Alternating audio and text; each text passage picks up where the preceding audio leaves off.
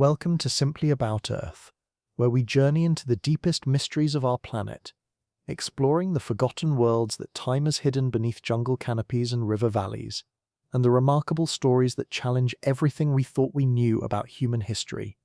Tonight, we venture into the heart of the Amazon rainforest, where beneath the endless green that stretches to every horizon lie the ruins of civilizations that flourished for thousands of years, only to vanish so completely that until recently we believed they never existed at all.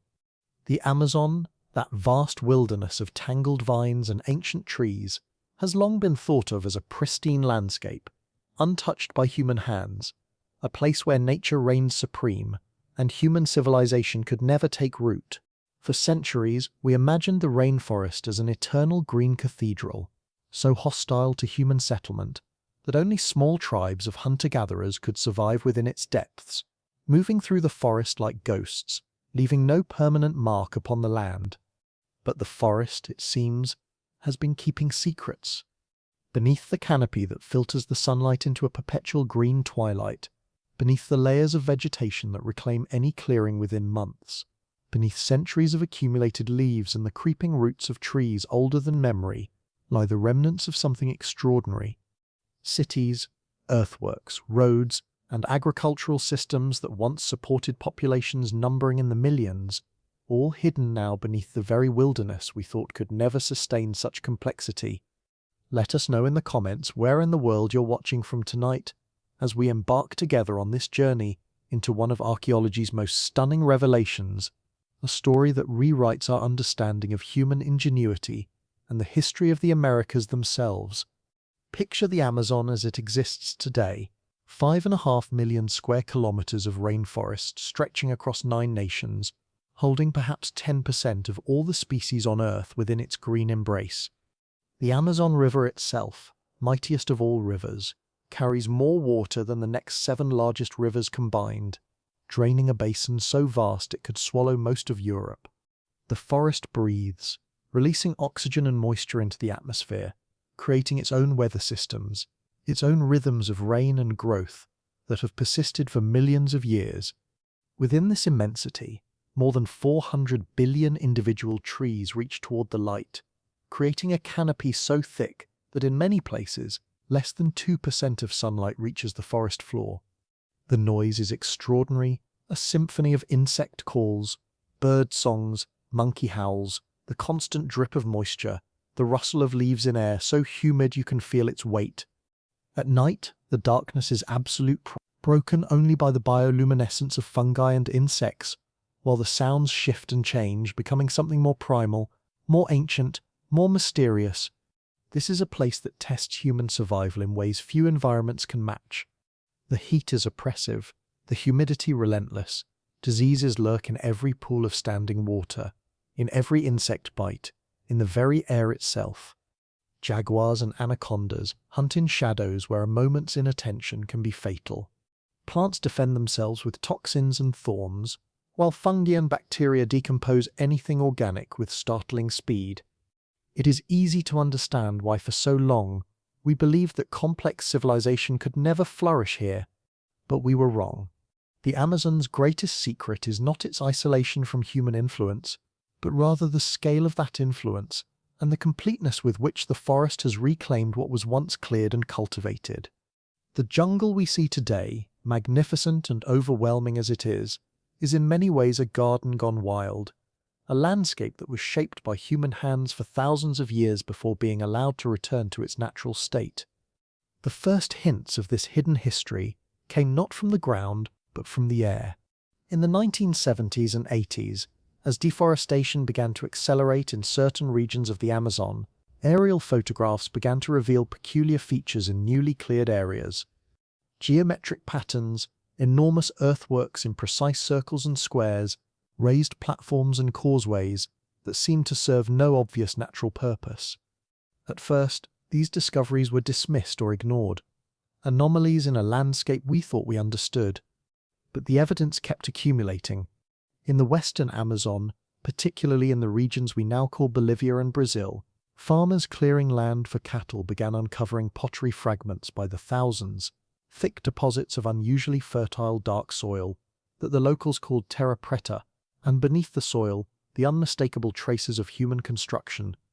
The more we looked, the more we found, and with each new discovery, our understanding of Amazonian history underwent a profound transformation. The development of new technologies accelerated these revelations dramatically. LiDAR, light detection and ranging, uses laser pulses fired from aircraft to create precise three-dimensional maps of the ground surface, penetrating even the densest forest canopy to reveal what lies beneath. When researchers began using LiDAR to survey the Amazon in the early 2000s, what they found was astonishing. Vast networks of earthworks, organized settlements covering hundreds of square kilometers, agricultural terraces, and water management systems of stunning sophistication, all hidden beneath the trees. In 2018, a LiDAR survey of a mere 450 square kilometers in the Bolivian Amazon revealed over 600 previously unknown sites, and extrapolating from these findings, scientists now estimate that millions of people may have inhabited the Amazon basin before European contact. The wilderness we thought eternal is revealing itself to be, in many areas, surprisingly young, a forest that has reclaimed lands that were once as densely populated as many parts of Europe or Asia. The civilizations that built these hidden cities were not recent developments, emerging just centuries before European arrival. Archaeological evidence now suggests that humans have been shaping the Amazon landscape for at least 12,000 years, with permanent settlements appearing as early as 5,000 years ago. These were not small bands of nomadic hunters, but organized societies that developed sophisticated technologies for agriculture, architecture, and social organization, creating cultures as complex as any found in the ancient world. The earliest evidence of human presence in the Amazon comes from rock shelters and cave paintings that date back to the end of the last ice age. These ancient peoples witnessed a world in transition as megafauna that had roamed South America for millennia went extinct, as the climate warmed and the forests began their expansion, as rivers carved new channels and the landscape transformed around them. They adapted, learned, and eventually mastered their environment in ways that would sustain them for thousands of years. By around 3,000 years ago, communities throughout the Amazon were creating permanent settlements, developing pottery traditions, cultivating crops, and beginning the long process of terraforming the forest itself. They weren't simply living within the environment as it existed, they were actively reshaping it, creating landscapes that were more productive, more manageable, more suited to sustaining large populations than the virgin forest had ever been. The key to understanding these lost civilizations lies in recognizing that the Amazon rainforest is not, and probably never has been, a homogeneous environment. It is instead a vast mosaic of different ecosystems, from the seasonally flooded Varzea forests along major rivers to the upland terra firma forests that never flood, from open savannas to dense jungle, from river margins to inland plateaus. Each of these environments offered different resources and challenges, and Amazonian peoples learned to exploit all of them with remarkable skill.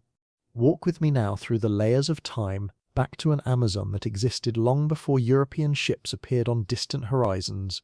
An Amazon where the night sky was lit not just by stars but by the fires of countless settlements, where the rivers carried not only water but the commerce of thriving civilizations, where the forest itself was a managed landscape, as much garden as wilderness, shaped by human intention and knowledge accumulated across hundreds of generations. Imagine yourself standing at the edge of one of these ancient settlements as dawn breaks over the canopy. The air is already warm, thick with moisture, that will soon rise in mists from the river below. You hear the sounds of a community awakening, the splash of someone bathing in the shallows, the rhythmic thump of grain being ground, the calls of children beginning their day, the crackling of cooking fires being fed with dry wood saved from yesterday's collection. This is not the pristine wilderness of imagination, but a human landscape, alive with purpose and activity, connected to a network of similar settlements stretching hundreds of kilometers in every direction. The settlement sits on a raised platform, one of dozens of earthen mounds that lift the village above the seasonal floods that transform this landscape for half the year.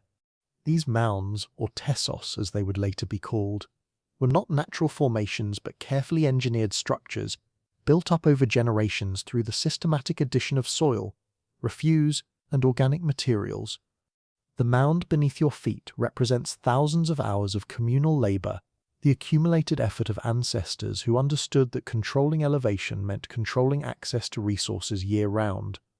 Around the central mound, causeways stretch like spokes from a wheel, raised pathways that remain passable even when the surrounding landscape disappears beneath floodwaters. These causeways connect this settlement to its neighbors, maintaining communication and trade, even in the wettest months when travel by canoe becomes the only option. The engineering required to build and maintain these structures speaks to sophisticated understanding of hydrology, soil mechanics, and long-term planning, knowledge that was essential for survival in this dynamic environment. Between the causeways, you can see the geometric patterns of raised agricultural fields, rectangular plots elevated above the water level, where crops grow even during flood season. These raised fields, separated by canals that shimmer in the early light, represent one of the Amazon's most ingenious agricultural innovations. During the rainy season, the fields stay dry enough for cultivation, while the canals between them fill with water, creating habitats for fish and aquatic plants that provide additional food resources. During the dry season, water stored in the canals irrigates the crops, while nutrient-rich mud from the canal bottoms can be spread on the fields to maintain soil fertility. The scale of these field systems is breathtaking. From your vantage point on the mound, you can see raised fields stretching to the horizon, covering what must be thousands of hectares. Each rectangular plot is precisely leveled, its dimensions carefully calculated to balance productivity with maintainability. The canals between them form a network that channels water according to seasonal needs, directing excess water away during floods and retaining it during dry periods. This is landscape architecture on a grand scale, the transformation of a challenging environment into a productive system capable of feeding thousands. But the sophistication goes deeper than what's visible on the surface. The soil in these raised fields is not the typical nutrient-poor clay of the Amazon, but terra preta, that mysterious black earth that has fascinated scientists for decades. This soil was created intentionally, built up over generations through practices that combined agriculture with waste management in ways that modern agronomists are still working to fully understand. Every pottery shard, every bone from consumed meals, every handful of ash from cooking fires, all of it was incorporated systematically into the soil, creating a medium that grows more fertile with use rather than depleting over time. The people who created this landscape understood something profound about ecological systems, something that our modern industrial agriculture is only beginning to relearn. They recognized that sustainability comes not from extracting maximum yield in minimum time, but from creating systems that maintain productivity across generations, that build soil rather than mining it, that work with natural cycles rather than attempting to override them. The terra preta beneath these ancient fields is still fertile today, centuries after the last crops were harvested, still supporting plant growth that exceeds anything achieved on surrounding unimproved soils. As the sun rises higher, activity in the settlement increases. Women emerge from houses with baskets woven from palm fronds, heading toward the canals to check fish traps set the evening before. Men gather near canoes drawn up on the bank, preparing for a journey downriver to trade with allied communities. Children chase each other between houses, their laughter mixing with the calls of parrots and macaws in the trees that shade the settlement's margins.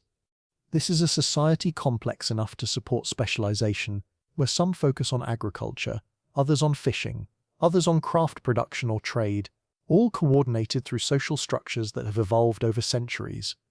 The houses themselves reflect both ingenuity and adaptation to local conditions.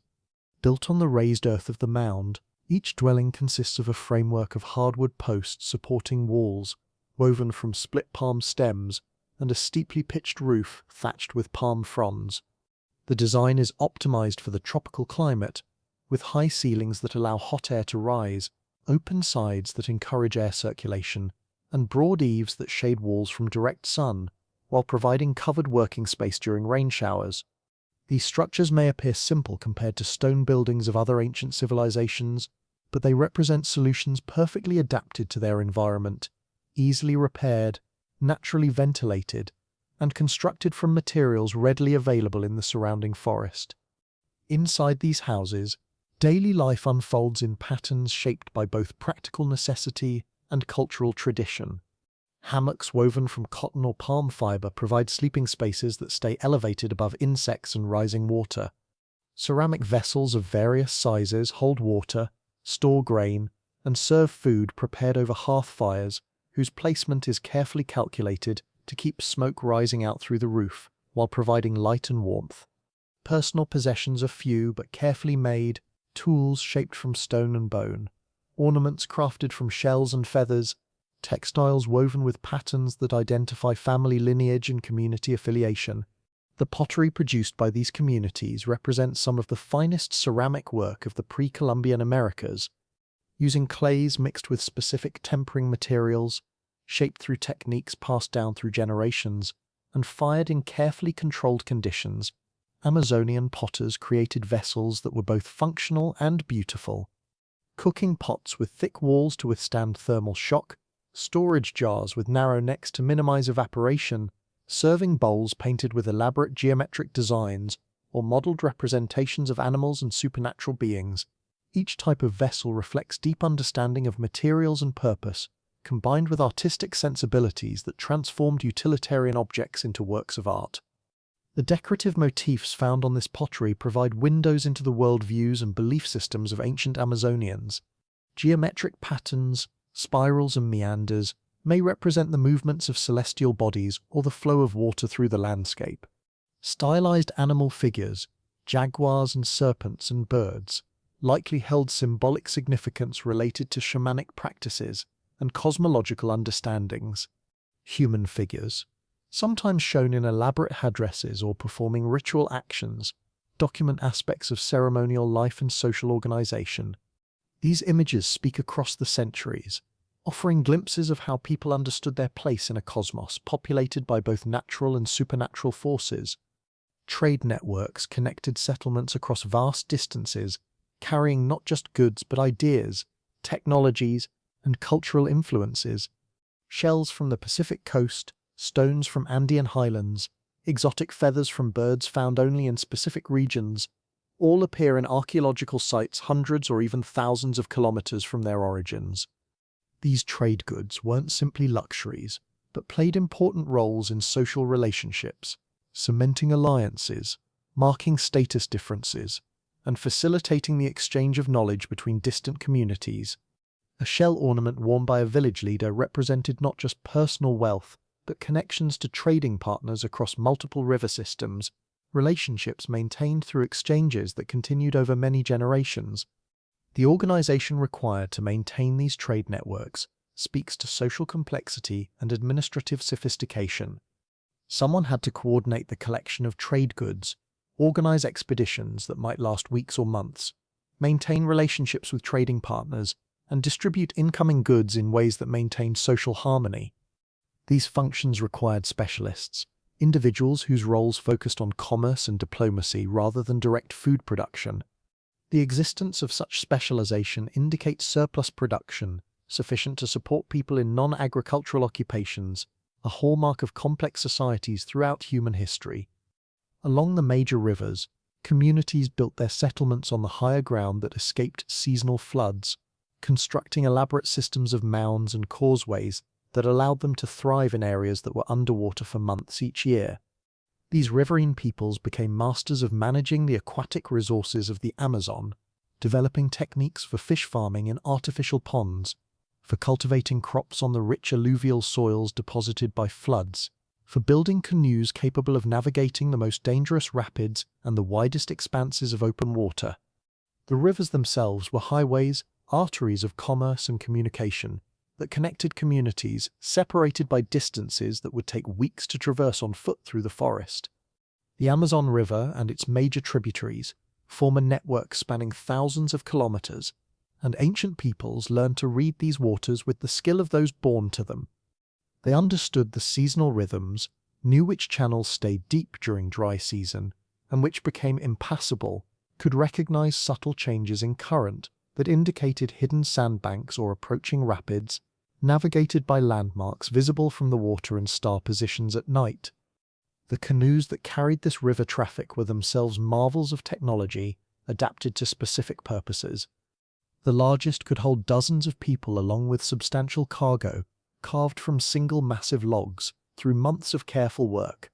Selecting the right tree required intimate knowledge of wood properties, identifying species with straight grain that wouldn't split easily, with density that balanced stability with maneuverability, with resistance to the insects and rot that quickly consumed unsuitable materials in the tropical environment. Felling these giants, often weighing many tons, required coordinated teams working with stone axes, using fire to weaken wood at strategic points, timing the fall to avoid damage that would make the log unusable. Hollowing out the log to create the canoe's hull demanded different skills, the ability to work wood with precision, using tools that might seem primitive, but in practiced hands achieved results as exact as any modern machinery. Fire was used to char wood that could then be scraped away, gradually deepening the hollow while maintaining hull thickness that varied by design, thicker where strength was needed, thinner where weight reduction was more important. Some canoes were then shaped by filling them with water and heating it with hot stones, softening the wood so it could be spread to increase beam and cargo capacity, a delicate operation that could ruin months of work if not done correctly. Different styles of canoes served different purposes, each optimized for specific conditions and uses. Small fishing canoes were narrow and quick, easily paddled by one or two people to check traps and nets set along river margins. Trading canoes were larger and more stable, designed to carry heavy loads without capsizing in the waves created by winds sweeping across wide river expanses.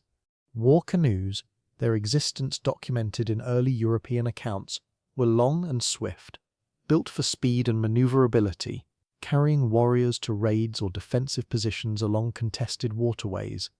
The knowledge required to build and maintain these vessels represented specialized expertise, passed down through apprenticeship and practice. Master canoe builders held respected positions in their communities, their skills essential for everything from basic transportation to long-distance trade to defense against enemies. Young apprentices learned by watching and assisting, gradually mastering the countless small techniques that separated a merely functional canoe from one that handled beautifully, that would last for years with proper maintenance, that could be trusted in dangerous conditions when lives depended on the builder's skill. Fishing technologies developed by riverine communities were equally sophisticated, adapted to the specific behaviors and habitats of hundreds of fish species. Nets woven from plant fibers were weighted with clay or stone sinkers and floated with wooden cork, their mesh size calibrated to catch target species while allowing smaller fish to pass through and grow. Fish traps made from woven vines funneled fish through one-way entrances into holding chambers where they could be collected alive, maintaining freshness until needed for meals. Spears and arrows fitted with barbed bone or wooden points allowed hunters to take larger fish from canoes or shore, while some communities developed elaborate weirs that channeled migrating fish into catch areas during seasonal runs. The seasonal fish migrations themselves were events around which communities organized their calendars and activities. Certain species moved upstream or downstream in massive schools at predictable times, opportunities that could provide protein resources for months if properly exploited and preserved. Communities would gather at productive fishing sites, sometimes traveling considerable distances, and work together to harvest these bonanzas. Fish caught in excess of immediate needs would be smoked or dried, preservation techniques that allowed storage for long periods without refrigeration. These preserved fish became trade goods, carried inland to communities away from major rivers, exchanged for products those communities produced in abundance. The floodplains along major rivers offered agricultural opportunities unlike anything available in upland forests. Annual floods deposited fresh layers of nutrient-rich silt, renewing soil fertility each year without human intervention. This natural fertilization made possible intensive cultivation of crops like maize, which has much higher nutrient requirements than the manioc that dominated agriculture in less fertile upland areas. Communities living along these vasia forests developed sophisticated systems for coordinating their agricultural activities with flood cycles, planting as waters receded, and exposing fresh soil, harvesting before the next flood arrived, sometimes getting multiple crops per year from the same land. But living along these dynamic waterways also meant adapting to environments that changed dramatically with seasons. During high water, vast areas disappeared beneath floods that could last for months, raising water levels 10 meters or more above dry season levels. Houses built on stilts or atop large mounds stayed above the water while the forest floor became an extension of the river, navigable by canoe, populated by fish that dispersed into newly flooded areas to feed on fruits and insects. Adaptation to these conditions shaped not just physical infrastructure but cultural practices, seasonal rhythms of activity that aligned human needs with environmental possibilities. The biodiversity of Amazonian rivers is extraordinary, with over 2,500 species of fish alone, more than found in the entire Atlantic Ocean. Ancient peoples learned to identify and exploit this diversity, understanding which species were most nutritious, which could be caught most efficiently, which tasted best prepared in different ways, which were poisonous or dangerous and should be avoided. This knowledge was encoded in oral traditions, passed to each generation through stories, songs, and direct experience, creating an accumulated understanding of aquatic ecology that modern scientists are still working to document and comprehend. If you're enjoying this journey into the hidden history of the Amazon, please take a moment to like this video. It helps us continue creating these deep explorations of our planet's forgotten worlds, and brings these remarkable discoveries to more curious minds around the globe. Inland, away from the major rivers, other communities developed different strategies for survival. Here, the challenge was not managing water, but finding it, as well as dealing with soils that in their natural state were often nutrient-poor and acidic. The solution these peoples developed was nothing short of revolutionary: the creation of terra preta, do Indio, the black earth of the Indians, a human-made soil so fertile it remains productive today, centuries after its creation. Terra preta is found in thousands of sites throughout the Amazon, areas ranging from a few hectares to several square kilometers, where the soil has been transformed from the typical reddish clay into a rich black loam filled with charcoal, bone fragments, pottery shards, and organic matter. This wasn't accidental, it was the result of deliberate effort spanning generations, a sophisticated form of soil management that modern scientists are still struggling to fully understand and replicate. The key to terra preta's fertility lies in its biochar, the charcoal created by burning organic material in low oxygen conditions. This charcoal is extraordinarily stable, remaining in the soil for thousands of years, while providing a matrix that holds nutrients and moisture, fosters beneficial microorganisms, and maintains soil structure. Amazonian peoples learned to create this material systematically, combining it with food waste, human and animal manure, bones, and other organic materials to gradually build up deep layers of enriched soil. The significance of this achievement cannot be overstated. Terra preta can be 3 times as fertile as surrounding soils, requiring less fertilizer and maintaining its productivity for centuries. Some terra preta sites show evidence of continuous occupation and cultivation for over 2,000 years, supporting populations that would have been impossible on unimproved Amazonian soils. This was agriculture adapted not from other regions but developed specifically for Amazonian conditions, a unique solution to unique challenges. But these ancient Amazonians didn't stop at improving the soil beneath their feet. They transformed entire landscapes into productive systems that we're only beginning to understand. In the upper Singu region of Brazil, archaeologists have discovered a network of settlements organized in a radial pattern, each village connected to its neighbors by carefully engineered roads, all surrounding central plazas and earthwork structures. These settlements supported thousands of people, with elaborate systems for managing water, disposing of waste, and organizing communal activities. The earthworks themselves are extraordinary achievements. Some take the form of perfect circles, hundreds of meters in diameter, with walls several meters high surrounding open plazas. Others are square or rectangular, or combinations of geometric shapes arranged in complex patterns, whose purposes remain debated. Some clearly served defensive functions, while others may have been ceremonial centers or astronomical observatories, or landmarks defining territorial boundaries. Many probably served multiple purposes, evolving over the centuries as the needs of their communities changed. In western Amazonia, particularly in what is now Bolivia, researchers have found vast networks of raised fields, causeways, and canals covering thousands of square kilometers. These earthworks allowed communities to practice intensive agriculture in areas that would otherwise be too wet or too dry for cultivation. During the rainy season, crops grew on raised platforms above the floodwaters, while fish and aquatic plants thrived in the canals between them. During the dry season, water stored in the canals provided irrigation, while the fertile mud from the canal bottoms could be spread on the fields to replenish nutrients. The labor investment in creating these landscapes was immense. Moving millions of cubic meters of earth without metal tools or draft animals required organization, planning, and coordination on a scale that speaks to sophisticated social structures. These were not spontaneous creations, but carefully engineered systems built according to plans that must have been passed down through generations, refined and expanded, as populations grew and technologies improved. Trade networks connected these Amazonian communities across vast distances. Shells from the Pacific coast have been found in settlements deep in the interior, while stone tools made from rocks not found locally appear in archaeological sites hundreds of kilometers from their source.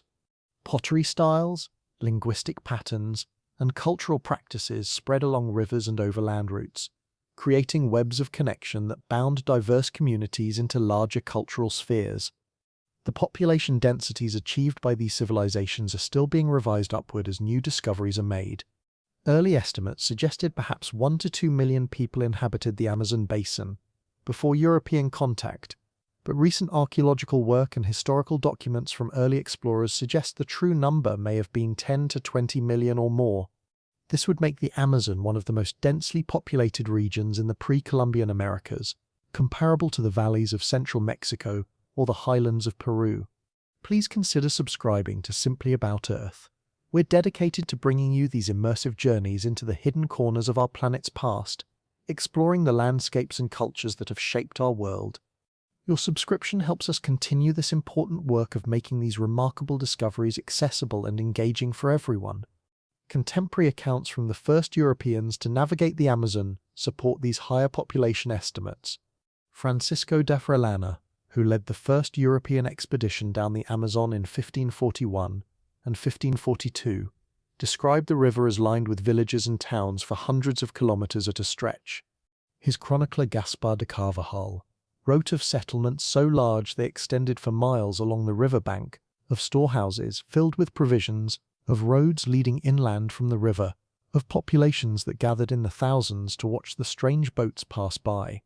For centuries, these accounts were dismissed as exaggerations, the fantasies of conquistadors seeking to glorify their own adventures. But archaeological evidence now confirms that Carvajal's descriptions, while perhaps embellished, were fundamentally accurate. The Amazon was not an empty wilderness when Europeans arrived. It was a landscape crowded with human activity, shaped by generations of management and cultivation, supporting populations that had reached densities comparable to many parts of contemporary Europe. The diversity of Amazonian cultures was extraordinary. Along the Amazon River itself and its major tributaries, chiefdoms controlled territories stretching for hundreds of kilometers, with hierarchical social structures, specialized craftspeople, and elaborate ceremonial practices. In the inland forests, other groups developed more egalitarian societies, but no less sophisticated in their environmental management and social organization. Some regions showed evidence of urbanization, with settlements of thousands gathered in dense clusters, while others maintained more dispersed patterns, with smaller villages spread across the landscape. The spiritual and religious lives of these peoples left traces that we're still learning to interpret. Rock art found throughout the Amazon depicts geometric patterns, animals, human figures, and abstract symbols whose meanings remain mysterious. Some sites show evidence of astronomical observations, with earthworks aligned to solstices or other celestial events. Ritual deposits of pottery, tools, and other offerings suggest complex belief systems that governed how people understood their relationship to the forest, the rivers, and the cosmos beyond. One of the most intriguing aspects of Amazonian civilizations is their apparent sustainability. Unlike many ancient societies that depleted their resources and collapsed, Amazonian peoples developed systems that could maintain large populations for millennia without exhausting the environment. The terra preta they created didn't degrade over time, but actually became more fertile with use. Their agricultural practices mimicked forest ecology rather than clearing it entirely, maintaining diversity while increasing productivity. Their management of fish stocks and game animals appears to have been sustainable over very long periods. This sustainability was not accidental but the result of deep ecological knowledge accumulated over thousands of years. Amazonian peoples understood the complex relationships between plants, animals, soils, and water in ways that allowed them to intensify production without destroying the systems they depended on. They created what we might now call agroforestry systems, mixing cultivated crops with forest species, maintaining habitat for game animals, even in areas of dense human settlement, managing forest composition to favor useful species without eliminating diversity. The sudden collapse of these civilizations following European contact was one of history's greatest tragedies. The diseases that Europeans brought to the Americas, smallpox, measles, typhus, influenza, and many others, spread through indigenous populations with devastating speed. People who had no immunity to these pathogens died in staggering numbers, with mortality rates in some areas reaching 90% or more within the first century of contact. The scale of this catastrophe is difficult to comprehend. Entire societies collapsed as the demographic pillars supporting them crumbled. Knowledge held by elders was lost as those elders died before they could pass their learning to the next generation. Agricultural systems that required coordinated labor by hundreds or thousands of people fell into disrepair. Trade networks dissolved as communities that had sustained them for centuries ceased to exist. Within a few generations, landscapes that had been carefully managed for millennia began reverting to wilderness. The forest reclaimed the fields, and the earthworks the villages and the roads, with startling speed. Trees grew over abandoned settlements, vines covered carefully constructed walls, leaf litter accumulated in empty plazas where thousands had once gathered.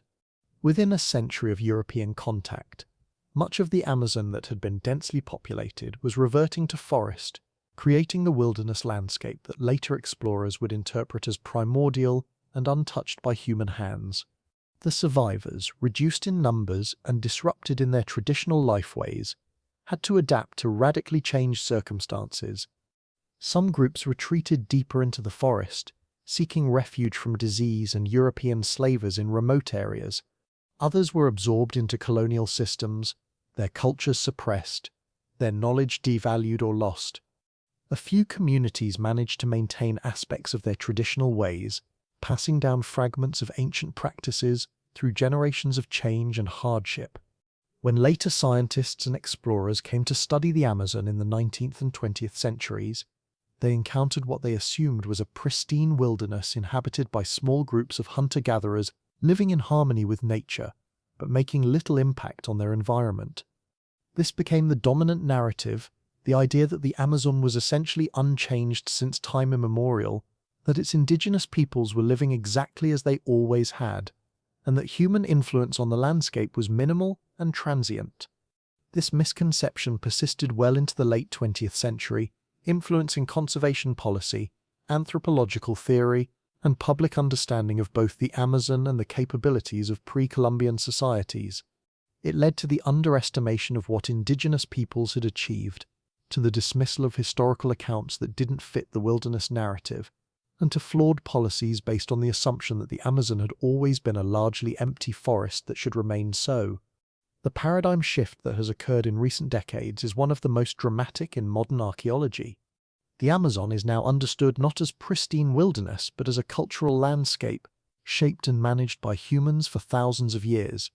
The forest we see today is in many areas a product of past human activity, with species composition, soil characteristics, and even topography reflecting millennia of management.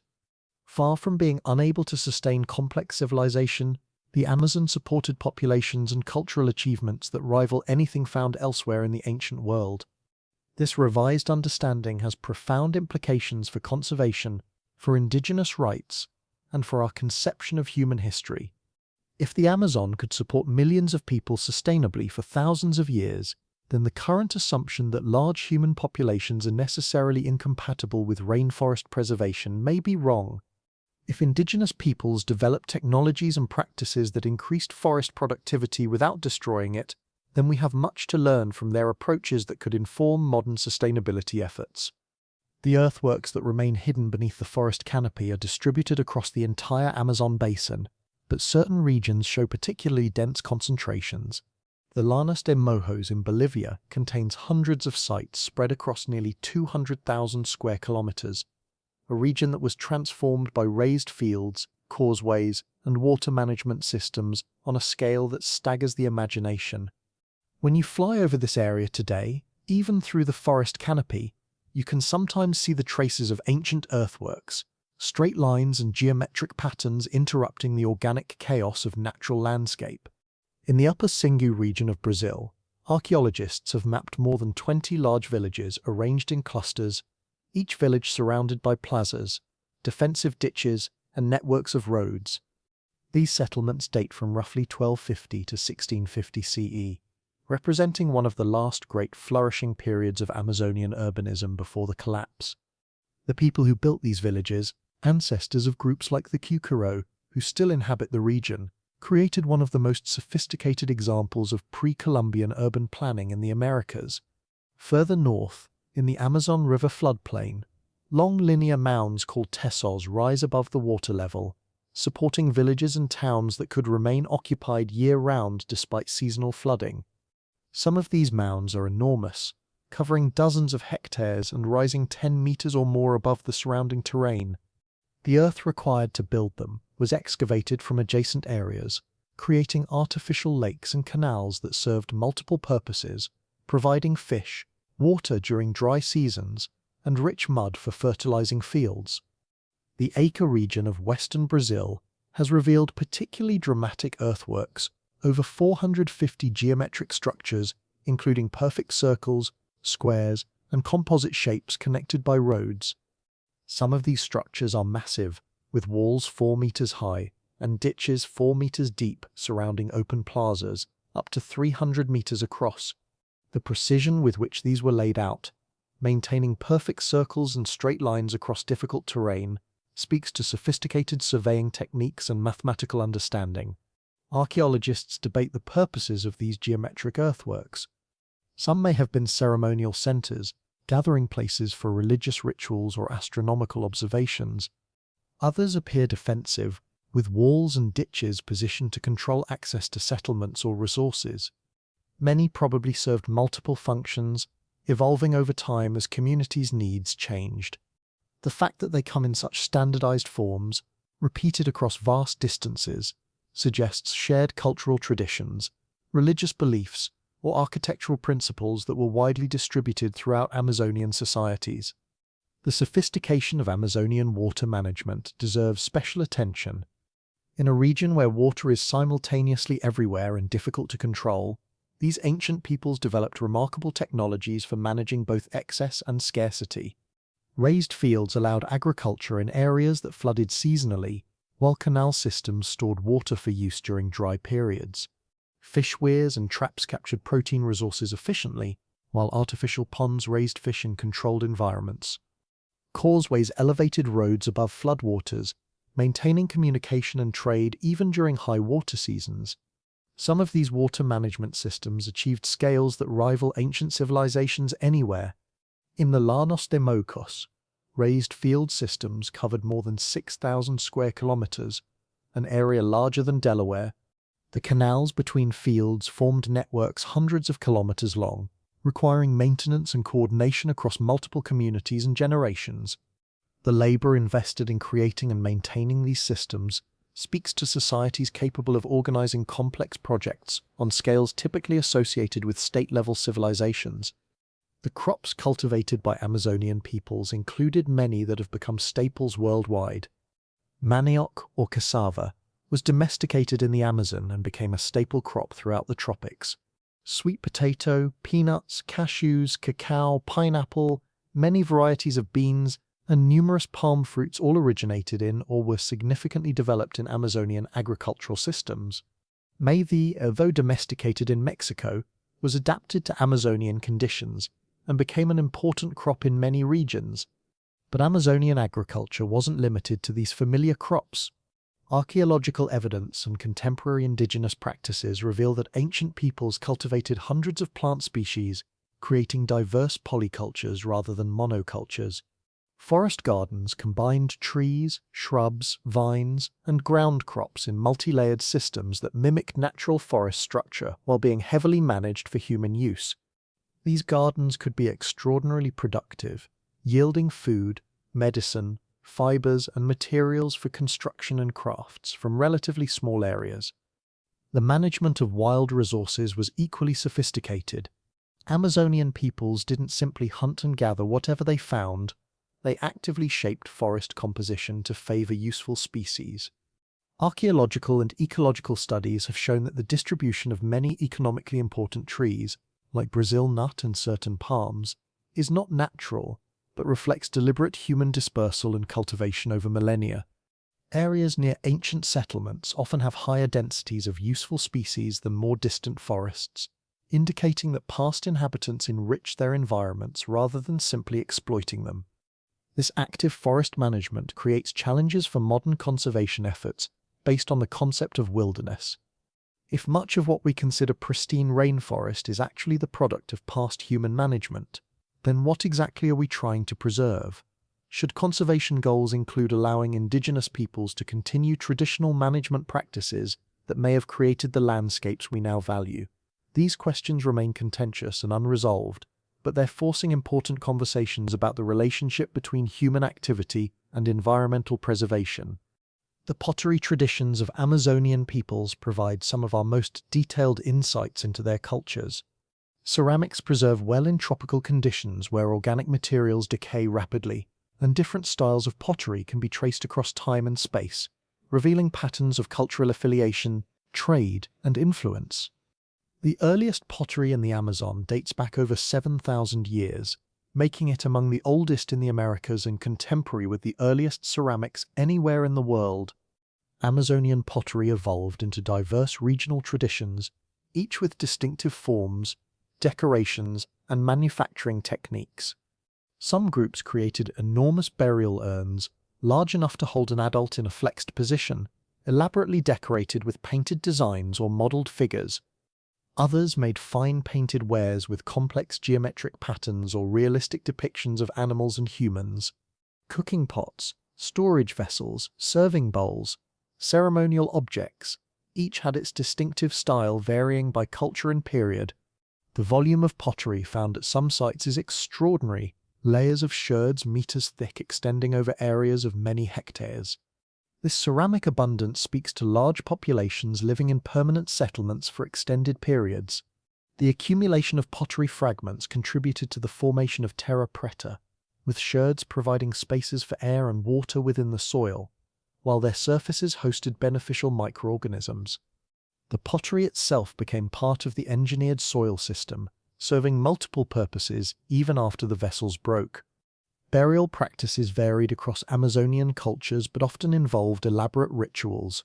Urn burials placed the deceased in large ceramic vessels, sometimes with grave goods including tools, ornaments, and food offerings. Some groups practiced secondary burial, where bodies were initially buried or exposed until the flesh decomposed. Then the bones were cleaned and reburied in ceremonial contexts. These practices speak to complex beliefs about death, the afterlife, and the relationship between the living and the dead. Rock art sites throughout the Amazon provide tantalizing glimpses into ancient spiritual and ceremonial life. Paintings and petroglyphs decorate cave walls and rock outcrops, depicting geometric patterns, stick figures, animals, and abstract symbols. Some sites show evidence of long-term use, with multiple layers of paintings created over centuries or millennia. The meanings of these images remain largely mysterious, though ethnographic comparisons with contemporary indigenous cultures suggest they may relate to shamanic visions, creation myths, territorial markers, or records of important events. Some rock art sites appear to have served as gathering places for large groups, possibly for initiations, seasonal ceremonies, or other communal rituals. The locations of these sites, often at prominent landmarks or boundaries between different environments, suggest they held special significance in the cultural geography of ancient Amazonians.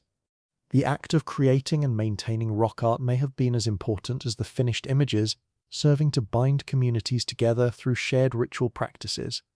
The question of political organization in Amazonian societies remains debated. Some scholars argue that the earthworks and settlements indicate the emergence of chiefdoms or even early states, with centralized authority, social stratification, and bureaucratic organization. Others suggest that Amazonian societies maintained more egalitarian structures, with leadership based on achievement and consensus rather than inherited power, and with decision-making distributed across communities rather than concentrated in the hands of rulers. The truth probably lies somewhere in between, and varied considerably across regions and time periods. Some areas clearly developed hierarchical societies with evidence of specialized elites, monumental architecture requiring organized labor, and warfare suggesting competition between polities. Other regions may have maintained more egalitarian traditions, with societies organized around kinship networks and collective decision-making. The Amazon was never a single uniform culture but a mosaic of different social systems, each adapted to local conditions and historical circumstances. Warfare was certainly part of life for many Amazonian societies. Defensive earthworks, fortified settlements, mass burials showing evidence of violent death, all indicate that conflict occurred. Competition over productive land, prime fishing spots, trade routes, or simply the desire for prestige and revenge could spark hostilities between groups. Some warrior cultures developed reputations that spread across vast regions, with their names appearing in the accounts of early European explorers, who heard tales of fierce peoples living in the interior. But warfare shouldn't be overemphasized as a defining feature of Amazonian cultures. Evidence also exists for extensive trade, intermarriage between groups, and shared ceremonial practices that crossed cultural boundaries. Many societies maintained peace for long periods, with conflict being episodic rather than constant. The same earthworks that could serve defensive purposes also facilitated movement, trade, and communication, connecting communities as much as dividing them. The technologies these peoples developed for living in the rainforest were remarkable in their sophistication and diversity. Stone tools, despite the scarcity of good stone in many Amazonian regions, achieved high levels of craftsmanship, with polished axes, hammers, and other implements that were traded widely.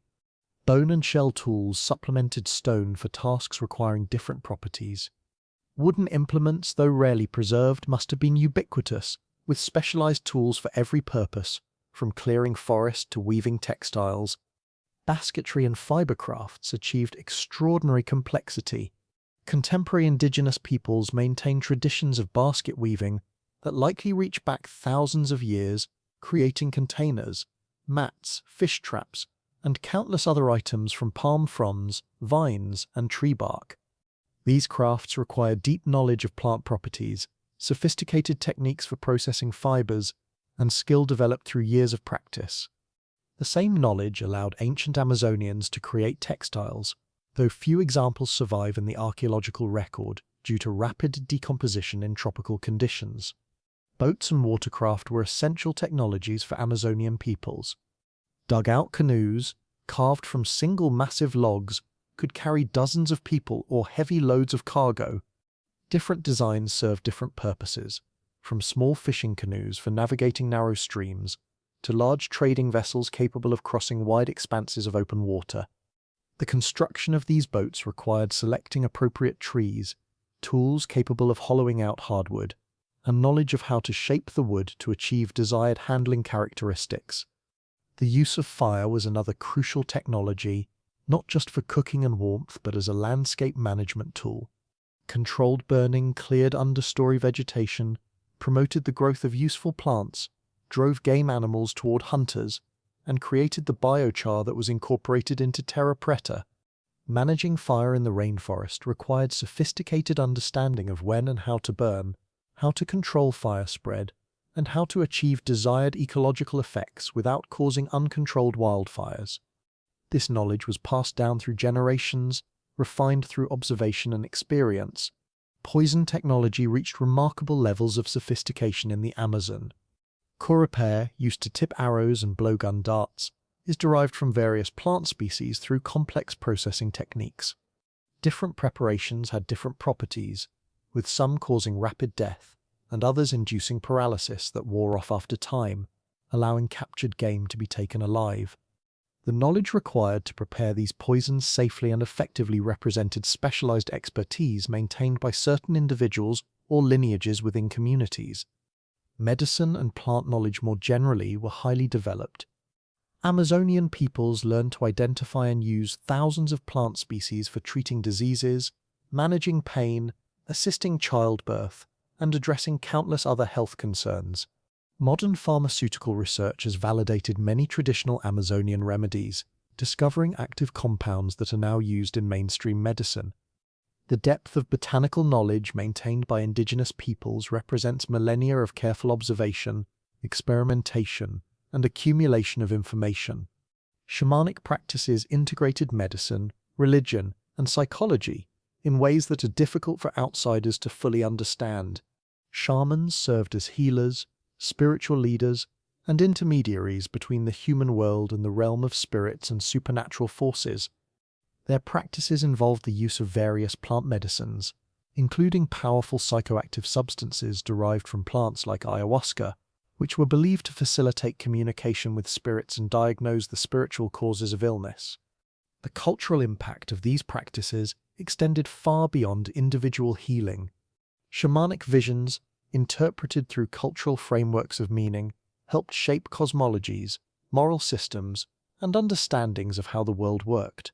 The art, music, and oral traditions of many Amazonian peoples reflect themes and images derived from these visionary experiences, creating cultural systems where the spiritual and material worlds were understood as intimately connected and mutually influencing.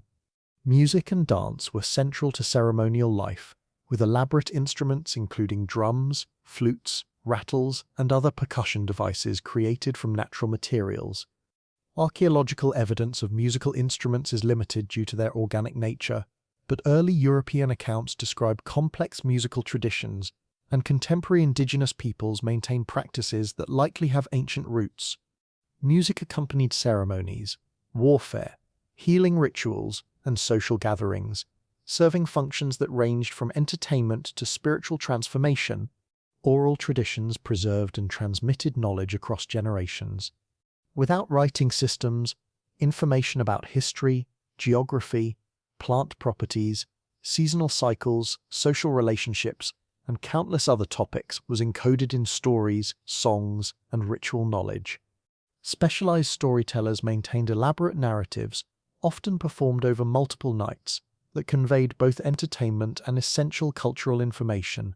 The loss of these traditions following European contact represents one of the greatest tragedies of the collapse, as centuries of accumulated knowledge disappeared, with the deaths of those who held it. The linguistic diversity of the Amazon was and remains extraordinary. Over 300 languages from numerous language families are spoken in the region, reflecting thousands of years of cultural development and diversification. Many of these languages are unrelated to each other, indicating very ancient separations between the peoples who speak them. The distribution of languages provides clues about ancient migrations, cultural connections, and the time depths of human occupation in different areas. Language reveals much about how cultures understand and categorize their world. Amazonian languages often have elaborate systems for describing kinship relationships, forest ecology, and spatial orientation that reflect the importance of these domains in daily life. Some have concepts and distinctions that don't exist in European languages, while lacking categories that Europeans take for granted. Studying these languages provides insights into fundamentally different ways of understanding human experience and the natural world. The astronomical knowledge of Amazonian peoples remains poorly understood, but evidence suggests they observed celestial patterns and incorporated them into their calendars and cosmologies. Some earthworks align with solar positions at solstices or equinoxes, indicating deliberate astronomical observation. The timing of agricultural activities, fishing expeditions, and ceremonial gatherings was often tied to seasonal markers in the sky, the positions of certain stars, or the phases of the moon. This practical astronomy allowed communities to coordinate activities across wide regions without written communication. The concept of time itself may have been understood differently by Amazonian peoples than it is in Western cultures. Rather than the linear progression from past through present to future, many indigenous cosmologies envision time as cyclical, with seasons and generations repeating in patterns that echo mythological events. This cyclical understanding doesn't negate change or history, but it embeds individual events within larger patterns of recurrence and renewal. The impact of the rubber boom in the late 19th and early 20th centuries brought renewed catastrophe to Amazonian indigenous peoples. The demand for rubber from industrial nations drove an extractive economy into the Amazon that resulted in violence, enslavement, and disease for indigenous populations. Rubber barons created personal fiefdoms in the forest, forcing indigenous peoples to collect latex under conditions of brutal exploitation. This period represents one of the darkest chapters in Amazonian history, with effects that reverberate into the present. The environmental impacts of the rubber boom were also significant. While rubber extraction didn't require clearing forest, the associated development, including boats, roads, and settlements, began transforming previously remote areas. The rubber boom brought new diseases deeper into the forest, accelerated cultural disruption, and established economic patterns that valued the Amazon primarily for what could be extracted from it, rather than for its own sake or the peoples who lived within it. Modern development pressures continue to threaten both remaining indigenous communities and the archaeological heritage of the Amazon. Deforestation for agriculture and cattle ranching destroys sites before they can be studied. Road construction, mining, logging, and oil extraction disrupt both ecosystems and indigenous territories. While archaeological discoveries have raised awareness of the region's cultural richness, this hasn't always translated into effective protection for sites or respect for indigenous rights. The irony is that the very deforestation that threatens the Amazon has also revealed many of the archaeological sites we now know about.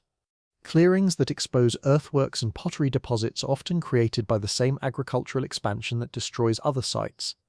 This creates an urgent race against time, with archaeologists working to document as much as possible before development erases what remains of these ancient civilizations. If you haven't already, please consider subscribing to Simply About Earth. We're committed to bringing you these deep explorations of our planet's hidden histories, the remarkable stories that challenge what we thought we knew about human civilization. Your subscription helps us continue making these discoveries accessible to curious minds everywhere. Modern indigenous communities in the Amazon maintain living connections to these ancient traditions, though often in adapted or fragmented forms.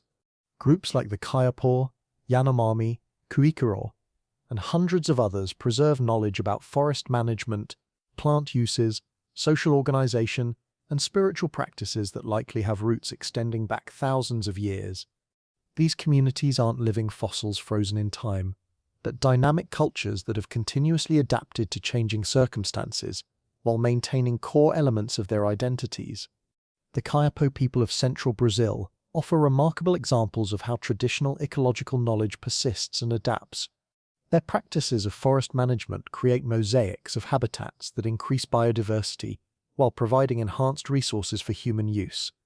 They establish forest islands in savanna areas by planting useful tree species and protecting them as they grow, gradually expanding forest coverage in ways that benefit both wildlife and human communities. These practices, which might seem like recent innovations, actually represent continuity with ancient land management strategies that shaped Amazonian landscapes for millennia. The Yanomami, whose territories span the Brazil-Venezuela border in the northwestern Amazon, maintain traditions of mobility that may echo ancient patterns, though on smaller scales than the extensive trade networks of the past. Their complex kinship systems and elaborate ceremonial practices involving the use of hallucinogenic plants connect them to spiritual traditions whose antiquity is difficult to determine, but likely extends far into the past. The Yanomami's deep knowledge of plant medicines includes hundreds of species used for treating everything from minor ailments to serious diseases, knowledge accumulated through generations of careful observation and experiment. The Kukukuro and other peoples of the Upper Singu region live within landscapes still marked by the earthworks and settlements of their ancestors. Archaeological sites in their territories aren't abstract remains of unknown peoples, but connections to their own histories, places that feature in oral traditions and continue to hold cultural significance. The Kwikuro's own settlements, organized around central plazas with houses arranged in circles, echo patterns visible in ancient archaeological sites, suggesting remarkable continuity in social organization and spatial concepts across many centuries. Language is perhaps the most direct connection between contemporary indigenous peoples and ancient Amazonians. The hundreds of languages still spoken in the Amazon, though tragically declining in number, represent thousands of years of cultural development and linguistic evolution.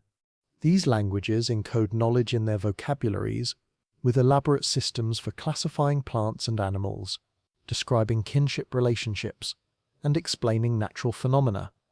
The loss of each language, as elder speakers die without having passed their knowledge to younger generations, represents an irreplaceable loss of human cultural heritage and accumulated wisdom about living in the Amazon. But indigenous communities face enormous challenges in maintaining their traditions and protecting their territories. The expansion of industrial agriculture, logging, mining, and other extractive industries continues to encroach on indigenous lands, bringing environmental destruction, violence, and cultural disruption. Government policies often fail to recognize indigenous land rights or enforce protections that exist on paper. The result is ongoing pressure that threatens both the physical survival of communities and the cultural survival of traditions they have maintained through centuries of change and hardship. Despite these challenges, indigenous peoples are increasingly asserting their rights and demanding recognition as the rightful guardians of Amazonian territories and knowledge. Organizations led by indigenous peoples themselves are documenting traditional knowledge, mapping ancestral territories, and advocating for policies that respect their autonomy and rights.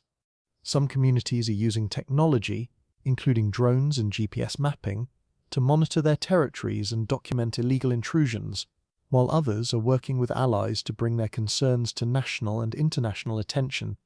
The revival of traditional practices represents another form of cultural resilience. Young people in some communities are learning traditional crafts, agricultural techniques, and spiritual practices from elders, recognizing that this knowledge represents not backwardness, but sophisticated understanding developed over millennia. Some communities are establishing cultural centers where traditional knowledge can be taught and preserved, creating spaces where both community members and outsiders can learn about indigenous history, practices, and worldviews. The relationship between indigenous peoples and non-indigenous researchers has evolved considerably in recent decades.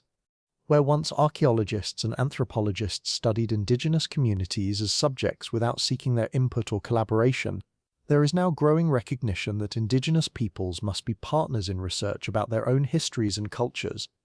This shift involves not just consultation but meaningful collaboration, with indigenous community members participating in research design, fieldwork, interpretation, and decisions about how findings should be shared and used. Some indigenous communities are developing their own archaeological programs, training community members as researchers, and taking control of studies in their territories. This represents a fundamental shift in who has authority to interpret the past, and how archaeological knowledge should be produced and used. When indigenous researchers investigate ancient sites in their ancestral territories, they bring perspectives and questions that outsiders might never consider. Insights grounded in living traditions and deep cultural knowledge that can illuminate aspects of the past that purely material evidence might not reveal. The protection of uncontacted peoples, groups that maintain minimal or no contact with the outside world, represents one of the most challenging and important aspects of indigenous rights in the Amazon. An estimated 100 or more uncontacted groups live in the Amazon's most remote regions, choosing isolation as a way of avoiding the diseases, violence, and cultural disruption that contact has historically brought to indigenous peoples. Respecting their choice to remain uncontacted while protecting the territories they depend on requires policies that recognize their rights without imposing contact, a difficult balance that remains contentious and imperfectly implemented. These uncontacted groups represent living continuity with pre-contact ways of life, in ways that are increasingly rare anywhere in the world. While romanticizing their isolation would be a mistake, their very existence demonstrates that Amazonian environments can sustain human communities without the technologies and infrastructure we often assume are necessary. Understanding how they survive and thrive without direct study that would violate their autonomy reminds us that human adaptability encompasses far more diverse forms than mainstream societies often recognize. The medicinal knowledge held by indigenous Amazonians has attracted increasing attention from pharmaceutical companies and researchers seeking new drugs. Many important modern medicines, including quinine for malaria and karakai-derived compounds used in surgery, originated from indigenous knowledge about Amazonian plants. This has raised complex questions about intellectual property rights, benefit sharing, and preventing biopiracy, where outside parties extract value from indigenous knowledge without proper compensation or recognition. Some indigenous communities are asserting control over their biological and cultural resources through protocols that regulate how outsiders can access traditional knowledge and genetic materials. These protocols recognize that knowledge isn't freely available for taking, but represents cultural heritage that should be respected and fairly compensated when used commercially.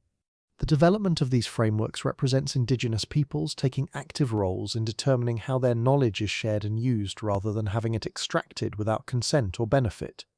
The spiritual dimensions of indigenous relationships with the forest remain central to many communities, though often misunderstood or dismissed by outsiders. The concept of the forest as home to spiritual beings, the understanding that human and non-human worlds interpenetrate and communicate, the beliefs that certain places and beings must be approached with respect and proper protocols. These aren't simply quaint traditions, but worldviews that shape how people interact with their environments. These spiritual dimensions often promote practices that we would now call conservation or sustainability, not because of secular ecological understanding, but because of religious and moral frameworks that demand respectful relationships with the natural world and its inhabitants. Shamanic practices continue in many indigenous communities, though often under pressure from both Christian missionary activity and secular modernization. Shamans serve as healers, spiritual leaders, and mediators between human communities and the spiritual realm. Their training is intensive and demanding, often involving years of apprenticeship, dietary restrictions, and initiations involving hallucinogenic plants that are believed to provide access to spiritual knowledge. The knowledge shamans maintain includes not just botanical and medical information, but complex cosmologies, mythology, and ritual practices that bind communities together and provide frameworks for understanding human existence. The role of ayahuasca, the powerful hallucinogenic brew made from vine and leaf preparations, has gained international attention in recent decades. For indigenous communities that have used it for generations, ayahuasca is a sacred medicine whose use must be approached with proper respect and in appropriate ceremonial contexts. The commercialization of ayahuasca tourism, where outsiders pay to experience ceremonies led by indigenous or mestizo practitioners, has created complex dynamics, bringing economic opportunities to some communities, while raising concerns about cultural appropriation, inappropriate use, and the degradation of sacred practices. Indigenous agriculture continues to demonstrate sophisticated understanding of tropical ecology. Rather than creating monocultures, many communities maintain diverse gardens that include dozens or even hundreds of plant species, from staple crops like manioc to fruits, vegetables, medicinal plants, and species used for construction or crafts. These gardens mimic forest structure, with plants at different heights creating multiple layers, each optimized for specific light and moisture conditions. The result is production systems that are extraordinarily productive per unit area, while maintaining resilience, diversity, and self-sufficiency that industrial agriculture cannot match. The preparation of manioc, which remains a staple for many Amazonian peoples, demonstrates the kind of sophisticated food processing knowledge that outsiders often fail to appreciate. Bitter varieties of manioc contain cyanide compounds that must be removed through elaborate processing before the root can be safely eaten. This processing, involving grating, pressing, and drying, reflects generations of experimentation and accumulated knowledge about how to safely prepare a food that would otherwise be poisonous. The techniques were developed independently by Amazonian peoples and represent remarkable innovation in food technology that allowed utilization of a highly productive crop that grows in poor soils. The social organization of many indigenous communities emphasizes egalitarianism and collective decision-making rather than hierarchical authority. Leadership roles exist but are often achieved rather than inherited, based on demonstrated skill, wisdom, and service to the community. Decision-making frequently involves extended discussions where all voices can be heard, with consensus sought rather than majority votes that leave minorities dissatisfied. These practices contrast sharply with the hierarchical organization of industrial societies, demonstrating alternative models for organizing human communities that deserve serious consideration rather than dismissal as primitive. Gender roles in indigenous societies are complex and vary considerably between different groups. While many societies maintain divisions of labor between men and women, the value placed on different types of work, the degree of women's autonomy, and the flexibility of gender expectations all vary. Some indigenous societies recognize more than two genders or allow for gender identities that don't conform to Western binary concepts. Understanding indigenous gender systems requires moving beyond assumptions drawn from Western experience and recognizing the diversity of ways that humans have organized around gender. The oral traditions maintained by indigenous peoples preserve not just stories but essential knowledge about history, environment, and social relationships. Epic narratives can take many nights to perform in their entirety, with specialized storytellers who train for years to master the extensive material. These narratives aren't simply entertainment but serve educational functions, passing knowledge to each generation about how to behave properly, how to understand the world, how the community came to be, and how past events shape present circumstances.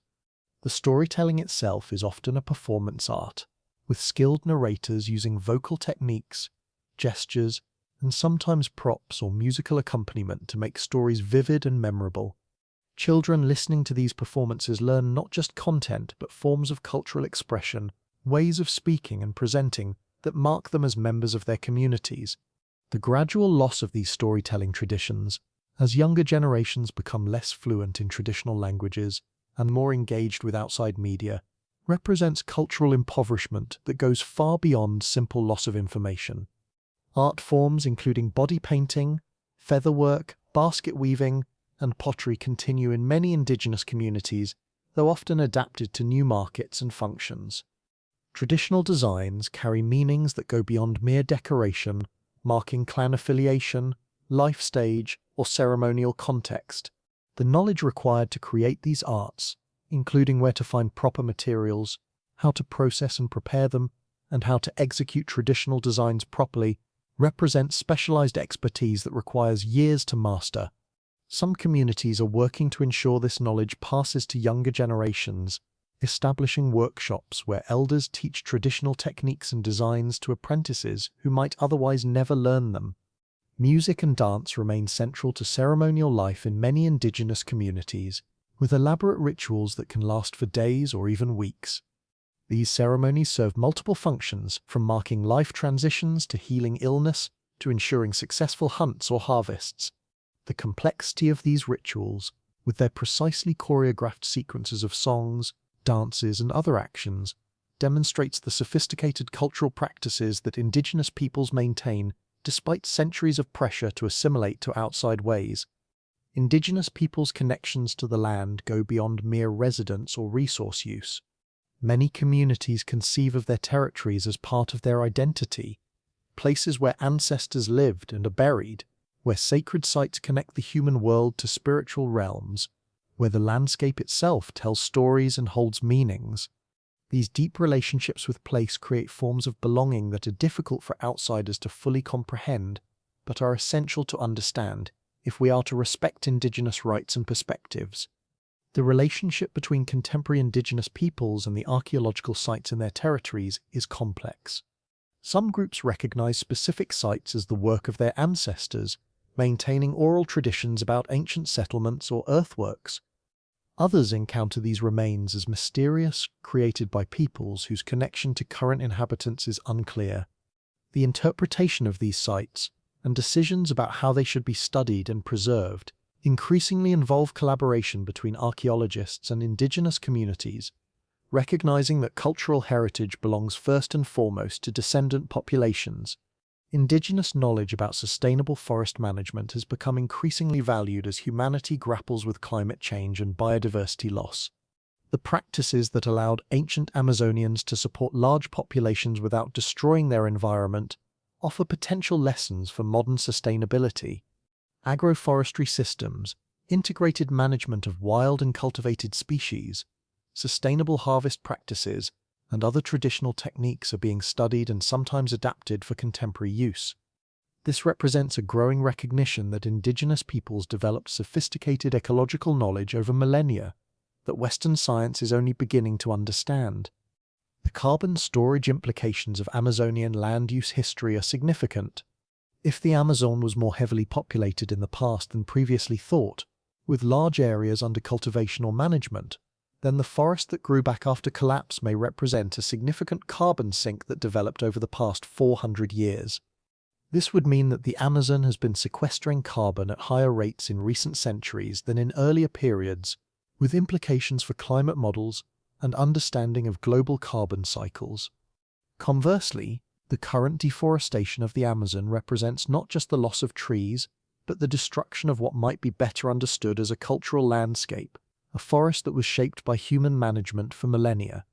The biodiversity we're trying to preserve may in part be a product of that management, rather than purely natural processes. This doesn't diminish the importance of conservation, but it does suggest that excluding all human activity from preserved areas may not be the most effective approach to maintaining Amazonian ecosystems. The ethical dimensions of researching and presenting Amazonian history require careful attention. For too long, indigenous peoples were excluded from narratives about their own past, with outsiders claiming authority to interpret and represent cultures they barely understood. Contemporary archaeology increasingly emphasizes collaboration, with indigenous communities participating in research design, fieldwork, interpretation, and decisions about how findings should be shared. This shift acknowledges that indigenous peoples aren't just subjects to be studied, but active agents in understanding and preserving their heritage. Public engagement with Amazonian archaeology has been facilitated by new technologies. Virtual reconstructions allow people to visualize ancient settlements and landscapes in ways that static images cannot convey. Interactive maps showing the distribution of sites help convey the scale of ancient occupation. Videos and virtual reality experiences can transport viewers to reconstructed ancient villages, providing immersive experiences that make this remote history more accessible and engaging. Educational initiatives aimed at Brazilian and other South American audiences are particularly important. For too long, the predominant narrative about pre-Columbian history in these countries focused on civilizations like the Inca and Aztec, with the Amazon portrayed as a largely empty forest. New archaeological discoveries are changing this, revealing that the ancestors of many contemporary citizens created sophisticated civilizations that deserve recognition alongside better-known cultures. This has implications for national identity, indigenous rights, and how South Americans understand their own history. International cooperation in Amazonian archaeology brings together researchers from many countries, combining different perspectives and resources. Brazilian, Bolivian, Peruvian, and other South American scholars work alongside colleagues from North America, Europe, and elsewhere, sharing data and expertise. This collaboration is essential given the vast scale of the Amazon and the limited resources available for research. It also helps ensure that archaeological work serves broader goals of knowledge production rather than narrow national or institutional interests. Funding for Amazonian archaeology remains limited, despite the importance of the discoveries being made. Competition for research grants is intense, and the Amazon often loses out to regions with longer histories of archaeological investigation and more extensive tourist infrastructure. This funding gap means that much of the Amazon remains unstudied, with countless sites still waiting to be discovered and investigated. Increasing support for this research would accelerate our understanding of human history and the Amazon's role in it. The training of local archaeologists in Amazonian countries is crucial for the long-term development of the field. While international collaboration brings valuable expertise, the sustainable growth of Amazonian archaeology depends on building strong local research communities. Universities in Brazil, Bolivia, Peru, and other Amazonian nations are increasingly developing archaeology programs with faculty and students focused on regional questions. This capacity building ensures that research priorities reflect local concerns and that the benefits of archaeological work accrue to the communities most directly connected to this heritage. The use of traditional ecological knowledge in archaeological interpretation represents a valuable synthesis of different knowledge systems. Indigenous peoples' understanding of forest ecology, plant uses, animal behavior, and seasonal patterns provides crucial context for interpreting ancient sites and artifacts. Archaeologists who take time to learn from indigenous consultants gain insights that would be impossible to develop from material evidence alone. This collaboration enriches archaeological interpretations while also validating and preserving traditional knowledge. Site protection in the Amazon faces unique challenges. Unlike archaeological sites in more temperate regions, Amazonian sites are subject to rapid degradation from tropical weathering, vegetation growth, and animal activity. Earthworks can be eroded by heavy rains within years if not maintained. Pottery and other artifacts exposed at the surface deteriorate quickly in the harsh climate. Even LiDAR surveys provide only snapshots of a moment, with the features they record potentially changing significantly within a short time. Documentation standards in Amazonian archaeology continue to evolve as technology advances. High-resolution photography, 3D scanning, and detailed stratigraphic recording ensure that information about sites is preserved even if the sites themselves are later destroyed or degraded. These records also allow reanalysis using new techniques or questions that weren't anticipated when the original work was done. The creation of comprehensive databases cataloging archaeological sites across the Amazon is an ongoing priority that will facilitate comparative research and resource management. Climate change poses additional threats to Amazonian archaeological sites. Changing rainfall patterns can increase erosion or alter flooding regimes in ways that affect site preservation. Rising temperatures may accelerate decomposition of organic materials or alter vegetation patterns that currently protect sites. Understanding these threats and developing strategies to mitigate them is an emerging priority for cultural resource management in the region. The integration of archaeological findings into school curricula represents an important opportunity to educate younger generations about Amazonian history. Textbooks are being revised to include information about ancient civilizations, while teachers are developing lesson plans that help students understand the significance of archaeological discoveries. This educational work is particularly important in Amazonian regions themselves, where local students should learn about the remarkable achievements of their ancestors and the sophisticated cultures that flourished in their homeland. Tourism development based on archaeological sites could provide economic benefits to local communities while raising awareness of Amazonian heritage. Some sites are beginning to receive visitors, with interpretive trails, visitor centers, and local guides providing information about ancient earthworks and settlements. This kind of cultural tourism, done thoughtfully and with respect for indigenous communities and site preservation, could generate support for conservation while providing sustainable livelihoods for people living near important archaeological areas. The role of museums in presenting Amazonian archaeology is evolving. Traditional displays that treated indigenous peoples as extinct or frozen in time are being replaced with more nuanced presentations that acknowledge continuity, change, and contemporary indigenous perspectives. Some museums are transferring control of indigenous collections to tribal organizations, recognizing that these materials are not merely scientific specimens, but sacred or culturally significant items that should be under the stewardship of descendant communities. Digital repatriation of archaeological data represents another form of returning knowledge to source communities. As researchers create databases, photographs, maps, and other records of archaeological work, Making these resources available to indigenous communities allows them to access information about their heritage that might otherwise remain in foreign institutions. This digital sharing doesn't replace physical repatriation of artifacts when appropriate, but it provides a way to democratize access to knowledge about the past. The interdisciplinary nature of modern Amazonian archaeology brings together specialists from many fields. Archaeologists work with soil scientists to understand terra preta formation, with ecologists to reconstruct past environments, with geneticists to trace population movements, with linguists to understand cultural relationships, with climate scientists to model past weather patterns, with anthropologists to interpret social organization. This collaboration enriches research by bringing multiple perspectives and methods to bear on complex questions about the past. Remote sensing technologies continue to advance, offering new capabilities for discovering and studying Amazonian sites. Improvements in LiDAR resolution allow detection of smaller features, while satellite imagery with different spectral bands can reveal subsurface remains or variations in vegetation. Drones equipped with various sensors provide flexible platforms for surveying areas that are difficult to access on foot. These technologies are revolutionizing what's possible in Amazonian archaeology, allowing researchers to study vast areas that would have been impossible to investigate using traditional methods alone. The analysis of ancient DNA from archaeological sites provides insights into population history that complement other lines of evidence. Genetic data can reveal relationships between ancient and contemporary populations, document migrations and population replacements, and identify the origins of cultivated plants and domesticated animals. While DNA preservation in tropical conditions is challenging, improving extraction and analysis techniques are making genetic studies increasingly feasible even in the Amazon.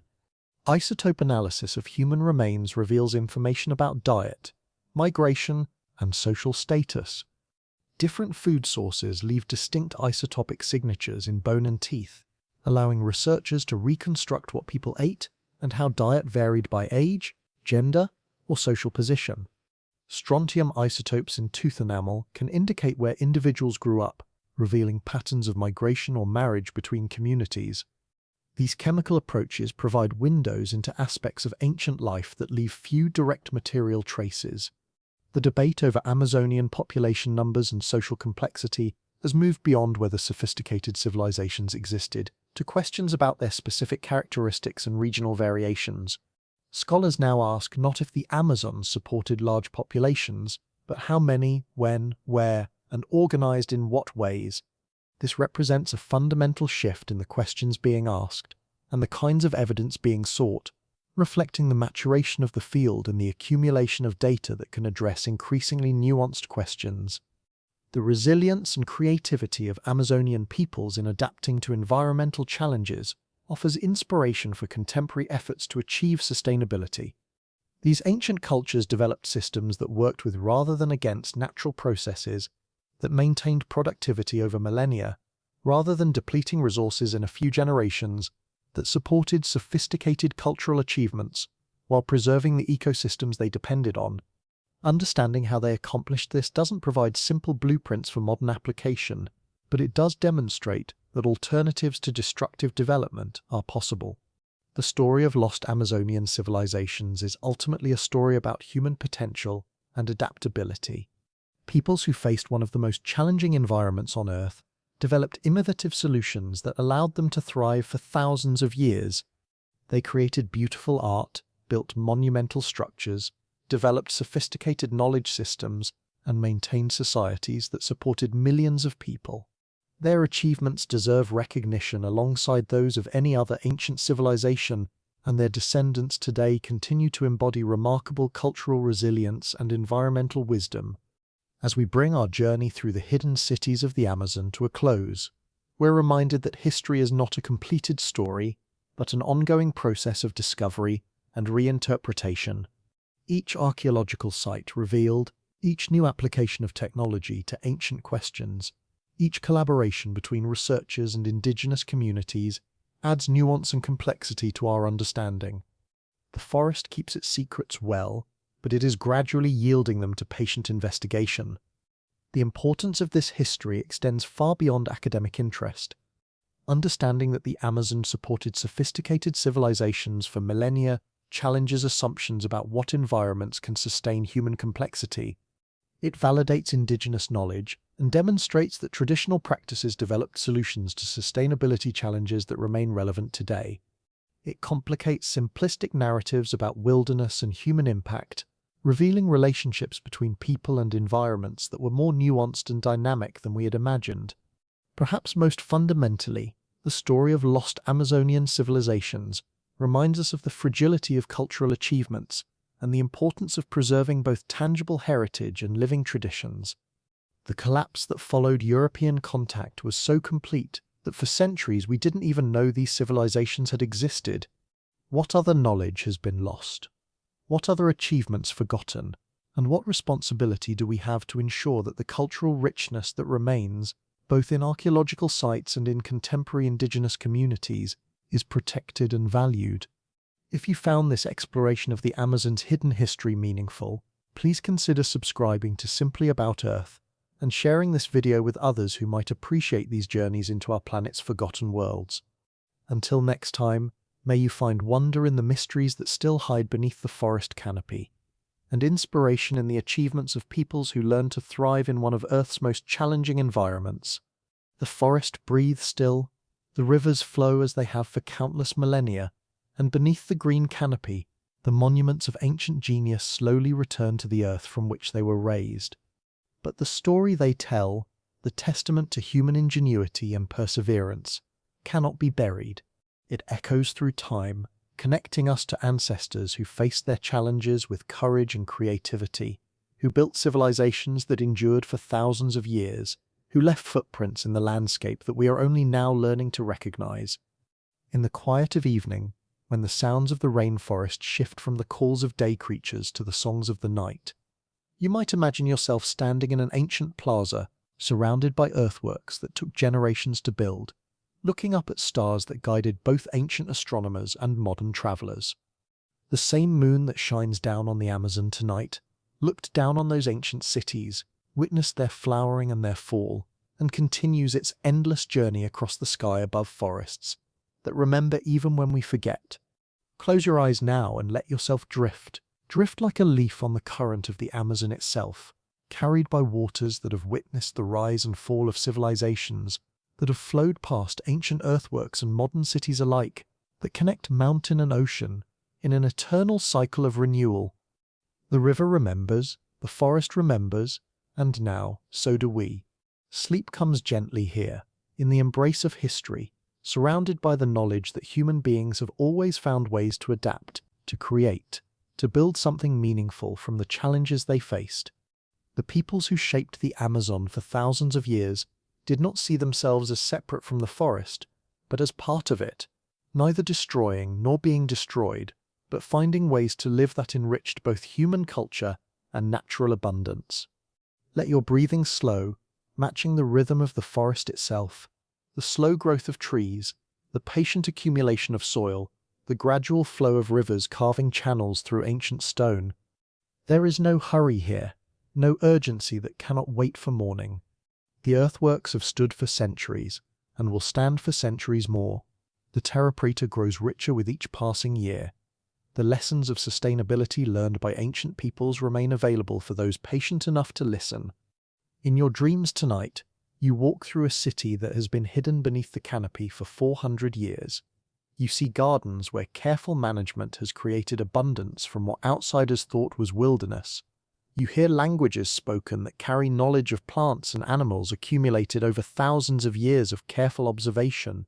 You feel the presence of peoples whose ingenuity created sophisticated systems for living that we are only beginning to understand and appreciate. The shadows lengthen as evening approaches in this dream city, and you find yourself walking along a causeway that stretches between settlements, raised earth firm beneath your feet, while on either side the land has already begun taking on the character of approaching flood season, water creeping into low areas, reflecting the amber light of sunset. Ahead, smoke rises from cooking fires, and you can hear voices calling to one another, the sounds of a community settling into the rhythms of evening after a day of work in fields and forests. You pass plots where women tend crops, their knowledge of each plant's needs evident in how they work, thinning here, transplanting there, harvesting leaves for tonight's meal, while leaving the plant to continue growing. Children help with tasks suited to their ages, learning through participation the accumulated wisdom of generations, how to recognize when fruit is ripe, which leaves make the best medicines, where to find the materials needed for baskets and tools. This is education, not through formal instruction but through immersion in the daily practices that sustain life, knowledge passing from experienced hands to young ones in an unbroken chain stretching back through countless generations. The houses you approach are coming alive with evening activity. Hammocks are being strung for the night, cooking fires fed with wood that burns with fragrant smoke, helping to keep insects at bay while food cooks in ceramic pots or wrapped in leaves. The smells are complex, unfamiliar yet somehow comforting. Roasted manioc and fish prepared with herbs whose names you don't know, but whose aromas speak of care and preparation. This is sustenance, but also art. Food prepared, not just to fill bellies, but to bring pleasure, to mark the day's transition from work to rest, to gather family and community in the most basic of rituals, the sharing of meals. As darkness falls completely, the forest sounds shift, daybirds quieting as night creatures begin their calls. But you feel safe here, surrounded by people whose ancestors learned centuries ago how to live in harmony with this challenging environment, who built societies that thrived for thousands of years, who left monuments in earth that still testify to their achievements. The darkness is complete, punctuated only by cooking fires and the bioluminescence of insects, but there is comfort in the knowledge that human communities have always found ways to make homes even in the most challenging environments. Someone begins to sing, a melody that seems ancient even in this ancient setting, words in a language you don't understand, but whose emotional content transcends translation. Others join, and the night fills with music that has surely been sung around fires for thousands of years, carrying forward traditions, telling stories, binding community together through shared performance. You feel yourself becoming part of this moment, connected across time to all who have gathered around fires and raised voices together, celebrating the simple miracle of survival, of community, of human creativity, finding expression in art. The song fades and conversation continues in quieter tones. Elders telling stories to children who listen with the kind of attention that comes naturally when stories are both entertainment and education, when knowing these narratives might one day prove essential for survival or success.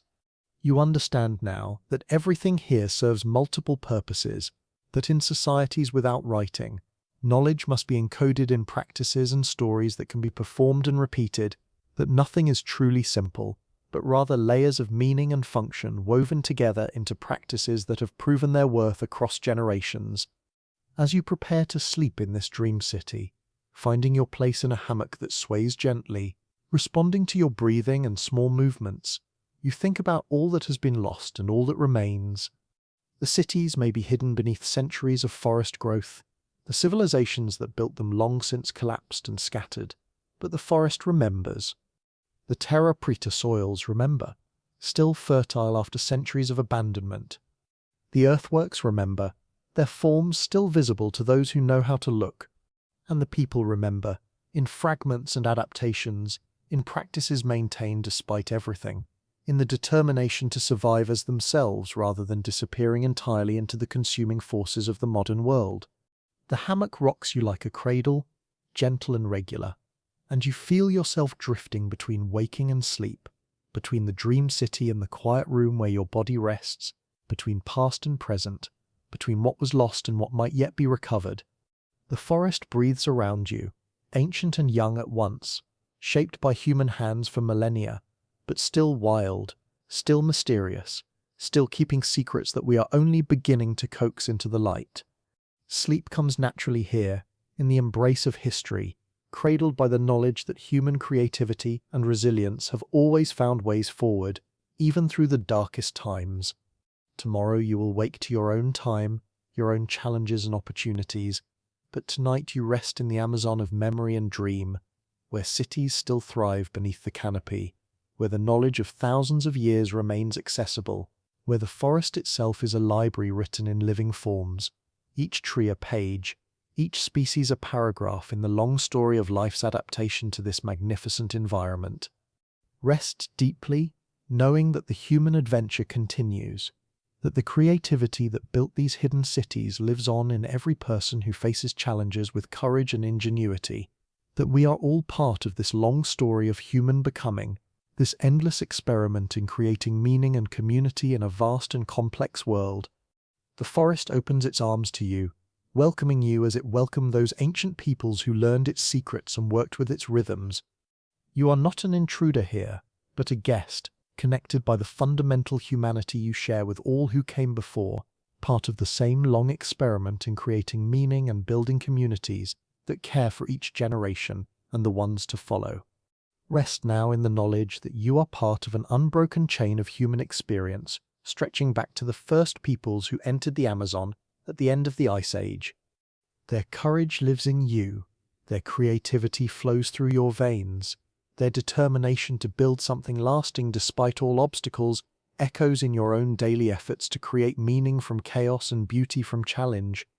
The night deepens and the forest settles into its evening rhythms, but you are safe here, protected by the knowledge that human beings have always found ways to survive and thrive, that every challenge can be met with intelligence and cooperation, that the past offers lessons for the present if we are humble enough to listen.